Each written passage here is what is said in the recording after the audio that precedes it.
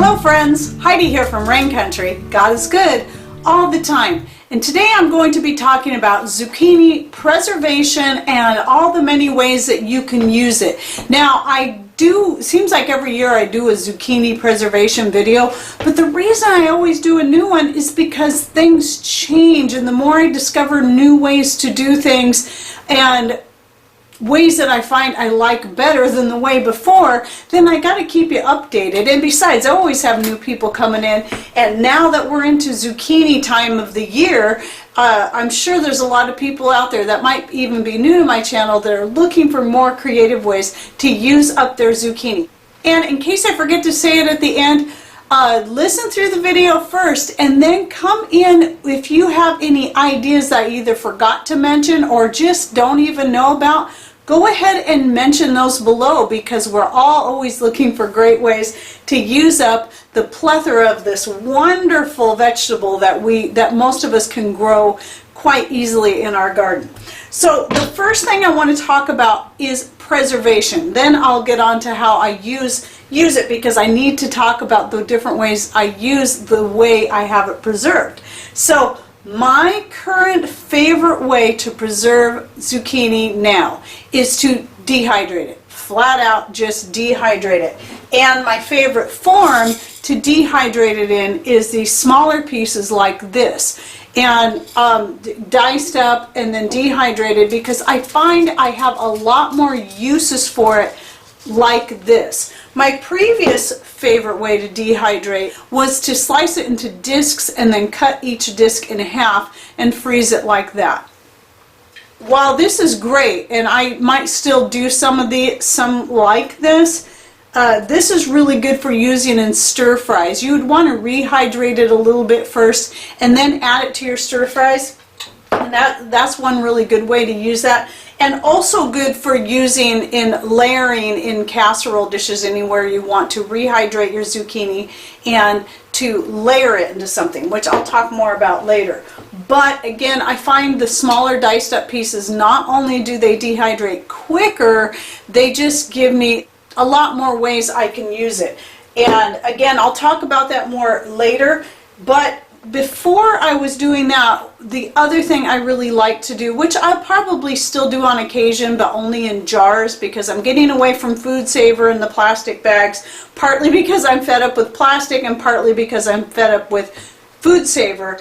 But jars take up a lot of room in the freezer. I try to reserve just how much I'm actually going to freeze up, and so I don't mind having a few jars of frozen zucchini. Now here's the thing, when I'd freeze it, I like to chunk it up basically in about 1-inch pieces. Those are perfect for adding to like a bake. So you're going to throw a bunch of vegetables together, and I believe I have a video out there where I might have used the frozen zucchini, I don't recall, where I did a beef veggie bake, a really easy dinner to throw together out of your food storage. I'll go ahead and link to it right up here. Again, I think I used the zucchini in that one. But anyway, that's one of my favorite ways to do it. Throw in a bunch of vegetables, potatoes, and whatever kind of meat you want to throw in there. Usually I'll use beef, like a hamburger or leftover roast to do that. And it's so good and so simple. And anyway, that was one of the ways I was using the zucchini. It also works decently once you strain it out, because once you thaw it, there's a lot of water that comes out. Just strain it out, and it also will work well in stir fries. And so if you do decide to freeze it, you may even consider cutting it a little bit smaller than I did, and just to be able to make it easier to add to your stir fries. So those are my two favorite ways to preserve it. And then other ways that I preserve are going to be in recipes that I use and then can, which I will talk about at the end of this video. But let me finish talking about how I preserve this. So how I dehydrate it. So I just take my zucchini and I cut it into slices, and these bigger slices actually, let me set those aside because I have plans for that, because I'm not planning on cutting up all this zucchini today. So anyway, I'm going to reserve those, and I'll talk about that in a minute. So anyway, just get yourself some discs sliced up. This is just how I do it. There may be people that have better methods of chopping stuff up. And then I cut it this way, into strips. Okay, so now I have it sliced up like this. Let me go ahead and talk about one of the ways I use up fresh zucchini, and that is to eat it like this in strips, like this, as if they were French fries. And then what I'll do is I have some organic, it's store-bought, but I have some organic ketchup, and also you can make your own ketchup. I've done that with my own tomatoes. So good and so healthy, and I really like it. I like it better than the store-bought stuff, but I have a lot of store-bought stuff that I've stocked up on I'd like to work through as well. And eventually I'll do a recipe video on my ketchup. But anyway, doing that and then mixing that with the homemade mayonnaise, and I have a recipe on how you can make your own homemade mayonnaise, so easy. I'll go ahead and link to right up here. And then either that or ketchup and the organic mustard. So good. So I just basically eat it like French fries. Sprinkle a little seasoned salt, homemade of course. I'm going to run out of iCards, I just know it. But I'll link to my homemade seasoned salt recipe right up here. You can warm it up if you want, fry it a little bit, or warm it up in a frying pan. Just not necessarily fry it, but just kind of heat it up, brown it slightly, just with a little bit of oil, like coconut oil and avocado oil, and that would be really, really good and even more like French fries. But I usually just eat it raw, just like that. So that's one of the things I do. And then when once I get to this point for the dehydration, then I've got them all messed up now, but I try to keep them stacked somewhat neatly, and it doesn't have to be perfect. And then I just chop them until they're in little, little cubes basically. And by the way, if you're interested in the cutting board that you see here, Mr. Rain makes these and puts them up on our store, and he also has a pig one I'll show you a picture of right here. And of course we don't have pigs, we have chickens, so I had to have a chicken one, and I love it. It's practically the only cutting board I use. The only time I pull out another cutting board is if I need extra cutting boards, because I got this one and used for something else, and I love this thing. So anyway, I just piled the zucchini. And if you see any pieces that are a little too big, just pull them off and chop them. But keep in mind, these are going to shrink up real small. So you see how small these look. These are going to shrink up a lot smaller than that. And so I'll finish filling this dehydrator tray up later. But all I do then is just put it on my dehydrator, and I set the temperature for about 115, 120 tops. I do not go up to 125 anymore, especially with the plastic, because I find that it tends to warp the plastic. But if you have stainless steel, you can afford to go a little bit higher. And but also I worry about the chemicals from the plastic getting into the food. So I try to go with a lower rate, and it's better for your vegetables and herbs to go. It takes longer, but setting it on a lower temp, that's going to work better. And then that, depending on the temperature you have it set at, it's going to take at least a full day. It might take as much as 2 days if you have a lot of humidity. This zucchini would be something to be great to use on the dehydrator rack Patrick built for our wood stove. And that, depending on how hot the fire is, I'll either set it next to the wood stove, or I set the rack on top of the wood stove, and that works really great. And he just made that out of bed rails. And he also has a video on, this would probably be video number 4 by now for the iCard, on how to make your own dehydrator rack. I'll go ahead and link up here. I've got more videos I wanted to link to, so if you don't see one pop up here because I either forgot it or ran out of cards, I'll try to remember to link in a comment or in the description box below so you can find those videos. So let's talk some more about other ways that you can use up your zucchini. So staying on the fresh zucchini idea, I just make little sandwiches out of my zucchini slices like this, and use the zucchini in replacement of bread. So those who are gluten-free, this is a really good thing to do. And again, if you wanted to soften the zucchini up a little bit and even warm it, just kind of saute it lightly in a frying pan, and then use that to make your sandwich. But I like it, again, I like to eat it raw when I do that. And sometimes I'll add a piece of cheese. Right now I'm kind of going vegan for a few days, I do that especially in the summer because that's when I have all the great fruits and vegetables coming in. I'll go vegan for a little bit just for a detox, but we're not vegans, but if that's the case, if you're vegan, then another option, if you like the cheese flavor, is sprinkle on a little bit of nutritional yeast. So that's what I've been doing lately, is using nutritional yeast. And then you can put, you know, a couple slices of fresh tomato, or one slice, depending on how big your tomatoes are. Right now we have the smaller tomatoes coming in. The bigger ones are just starting to get ripe. And then some onion and just whatever sounds good, and make yourself a sandwich. Oh man, it's so good and it's so healthy for you. And then other things you can do with your fresh ones is make a lasagna. Lasagna this is a great noodle replacement for lasagna. I've done this before. I don't think I have any pictures that I took of it, but you just layer your lasagna like you normally would. Put the zucchini slices, make them maybe a little bit thinner than that if you'd like, and that's going to become the pasta replacement. So it makes for a great gluten-free or grain-free lasagna. It's also a little bit more healthy. And while we're talking about pasta, the other great thing you can do with your zucchini, and this works best with smaller zucchinis.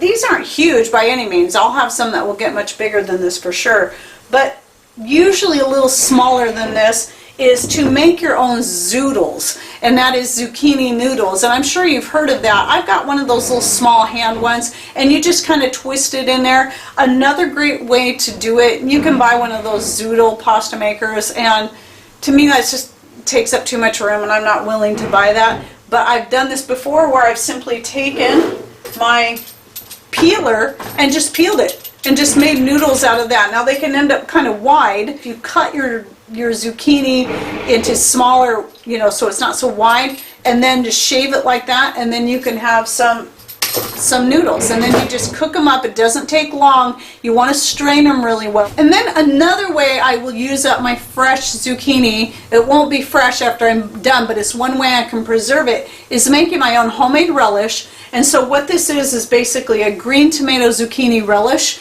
And I have a recipe on this. I'll link up here. I think that makes iCard number 5.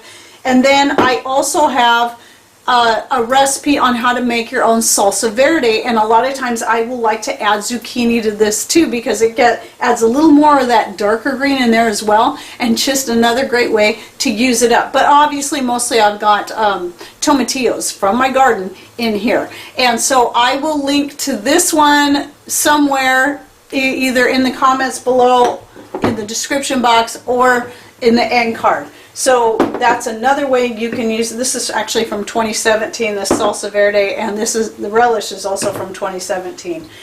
Really love this relish, so much better than store-bought. Okay, so now what I want to do next is show you one of the ways I use my dehydrated zucchini pieces, and that is to turn it into a powder. So all I do, and I'm going to use this jar here, this is from 2018, and a nice sealed jar, and I want to show you that this has been sitting for a year, and the pieces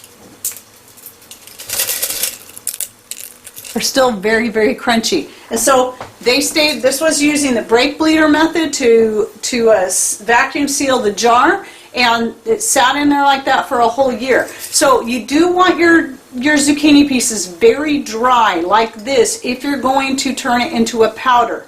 And after I powder it up, I'll talk about what I do with that. So I simply use the Mr. Coffee grinder. I bought one, I found at a garage sale for just like a few dollars, brand new, still in the box, and I use that to grind my coffee. Even though we have the hand crank one, I use the other one with our solar power.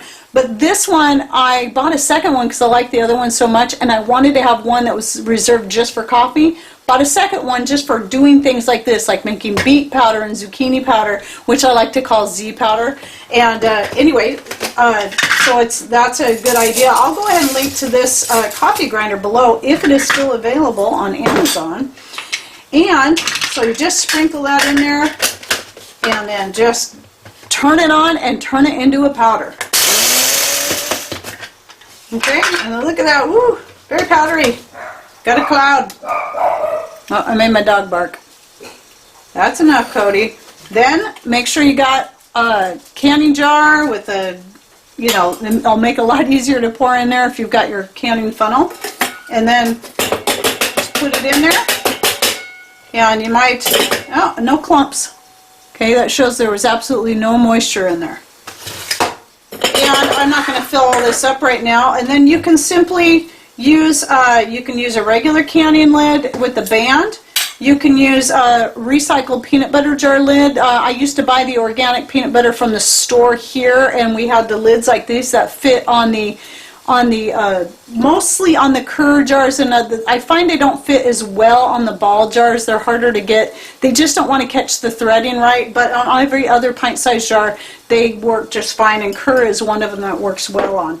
And if you want to keep it, if you want it well sealed, you can either use a Tatler band like that, and it tends to stay in these lids better than the white ball plastic ones, and you can do that. The other option, it still fell out. I said it stays better. I didn't say it stays. It's just to put a regular canning jar lid in there, and it tends to stay a little bit better. If you shake it, it'll fall out, but that makes it easier if it's something you're going to be getting into and using on a regular basis, but it still keeps a nice tight fit on there so it's not getting exposed to the air and getting moisture in it and stuff like that. So a lot of times what I'll do is I'll just keep powdering up the zucchini until I have this jar full, which is probably what I'm going to do here later today. I'm not going to do that right now. Since I've got this jar already opened, I'll show you how I then, let's just say it's a full jar like this, okay, and how I do this, in case you haven't seen it before, even though I have a video just on this.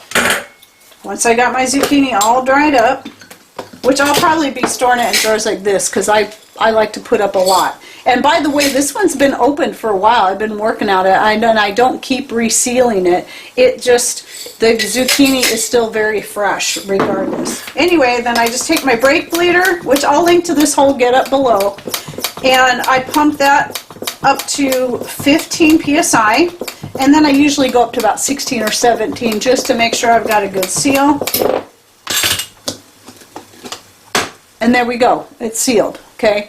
And that's going to keep for a very long time. But in case it does lose its seal, because it can still happen, I then like to put the band on very tightly, and even if it does lose its seal, because this is well dried, it's not going to spoil. The worst that's going to happen is it might go stale, but I found the occasional jar that has been where it's lost its seal. When it comes to certain herbs and vegetables that dehydrate up beautifully, that don't have any softness to them at all, they're very dry, very crisp, I haven't had any problems with them going stale. The only issues I found is with apples and bananas, typically fruits is where I have the problems if I lose the seal with it going stale. Oh, and I do sometimes get people asking me about this knife set, or this particular knife, and it came in a set that I actually found at a garage sale for $15. Well, she wanted 20. You could tell she'd hardly used the set, but I asked her if she'd take 15. Sold me the whole set for 15, and I think it's a $45 or $60 set. I don't remember which. I looked it up on Amazon just to get an idea what it cost. And I will link to the set below. There's two of them. There's one, I think this is the $45 set, and then there's another one that's got a little bit more to it, but this set here is plenty for me. And it's a great set. In fact, Mr. Rain did a video showing how you can preserve the handles, and I'm totally out of iCards, and I will try, if I forget to just remind me, I will try to link to the video he did on preserving the handles to make them stay looking nice longer and also to last longer. Some other ideas, and I have a video on this too, so another one I'm going to either have to add to an end card or comment, and that is making your homemade fritters. Now, I originally saw, I think it was, some of you may remember Cat's Cradle. I don't think she puts out videos anymore at all, but I think I got the original idea from her, where you shred up your zucchini, some carrots, and some potatoes, add some seasonings and flour, and then you fry it up. Oh man, it's so good. Well, I've kind of created my own recipe, and this is to actually make it as a meal rather than a side dish. And I will go ahead and link to that down below on making the fritters. That's one really good idea. Oh, and then zucchini chips. Don't forget about the chips. I haven't made them in a couple years, but I do have a picture right here. A really good way to just make a nice healthy snack. And you can choose to just spread a little oil on there, like a coconut oil or avocado oil, something that can handle a higher heat. Refined coconut oil can handle a higher heat than unrefined can. So I recommend doing that. And what that'll do is if you bake it in your oven or put it on your dehydrator tray and set it a little bit higher, it's going to make them crispy. And very lightly, very lightly sprinkle on some seasoned salt or just regular Redmond real salt or Himalayan salt, whatever you like. And boy, they are really good. A nice healthy snack to have. I still got to talk about what I use my Z powder for. But let me finish talking about just the pieces like this. I love to add these. Obviously, the most simple, easy thing to do is whenever I make soups, I almost always use nothing but dehydrated and freeze-dried vegetables in that. Whether it be the vegetables I have dehydrated myself, like the zucchini, which is one of the things that gets added in there, or the Mother Earth Products vegetables that I like to buy. And so even though we have lots of potatoes, we've already got over 100 pounds of potatoes from our garden so far, and I know there's still more out there. I still like to buy their dehydrated potatoes and keep mine to use fresh as long as I can, or to can. And then I'll take a handful of those, a handful of zucchini, a handful of my mixed greens blend, throw that into soup or a stew, and just a good healthy way to use that up. And then other things is you can use these in casseroles. As long as you have a casserole that has plenty of sauce, you can just throw these right in there with the sauce, and it'll rehydrate as the casserole is baking. I tend to do that a lot. But even if you want to add it to casseroles that may not have a lot of sauce or moisture in it that the zucchini can absorb, then just rehydrate it by putting it in a bowl, add a little water until they puff up. It'll take maybe 5-10 minutes or so, and then strain the excess water out and throw it in whatever dish you want to. But yes, really great to add to any kind of casserole. And again, even this you can use as a replacement for pasta or a partial replacement. I now always like to add this to my homemade spaghetti sauce, or Italian sauce I should say, because I just make a basic Italian sauce that I'm either going to put on pizza, I'm going to put on my spaghetti noodles, I'm going to use in lasagna, I'm going to use when I make raviolis. And no, I don't have a video yet on the raviolis. And also, if you rehydrate any of these, great to use in stir fry. Add them to gravies. Now, as far as the powder, my favorite thing to do with the powder is to add it to various types of breads. It gives the bread a softer